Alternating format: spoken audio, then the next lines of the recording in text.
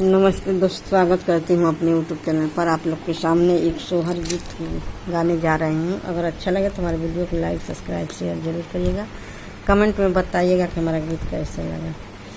कहवा से अइला महारानी त कहाँ से शिव शंकर हो, ललना कहवा से अइल भगवान महालिया जोर बैला हो।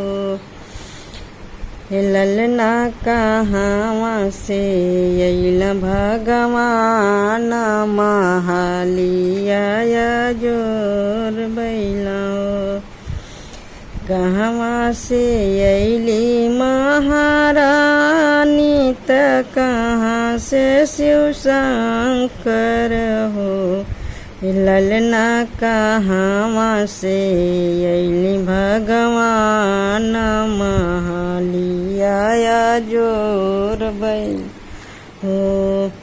पूर्व से अइली महारानी त पश्चिम से शिव शंकर हो, ललना उत्तर से अइल भगवान महालिया जोर भैला हो। पूर्व से अइली महारानी त पश्चिम से शिव शंकर हो, ललना उत्तर से अइल भगवान महालिया जोर भैला हो।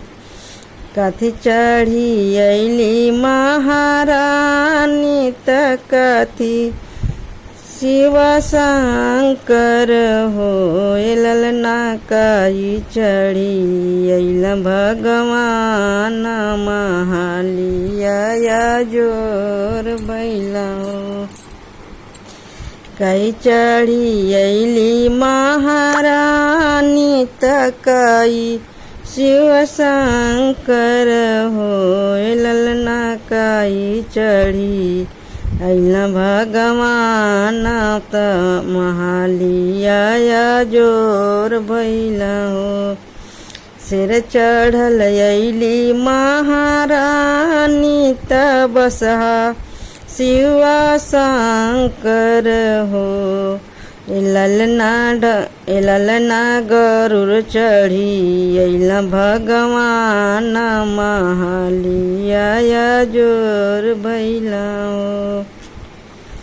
सिर चढ़ी अइली महारानी त बसहा शिव शंकर हो, ललना गरुड़ चढ़ी अइल भगवान महालिया जोर भैला हो। काई जे दिहली महारानी त काई शिव शंकर हो, ललना काई जे दिहल भगवान महालिया जोर भैला हो। काई जे दिहली महारानी त काई शिव शंकर हो, ललना काई जे दिल भगवान महालिया जोर भैला हो। धनवा जे दिहली महारानी त धर्म शिव शंकर हो, ललना पुत्र जे दिहल भगवान महालिया जोर भैला हो।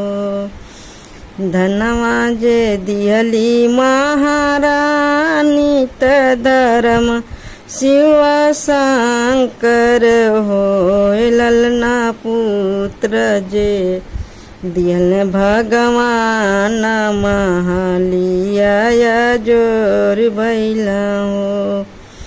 ललना पुत्र जे दिहल भगवान महलिया जोर भैला हो। कहवा से आवे महारानी त कहाँ से शिव शंकर हो। ललना कहवा से आवे भगवान महलिया जोर भैला हो। ललना कहवा से आवे भगवान महलिया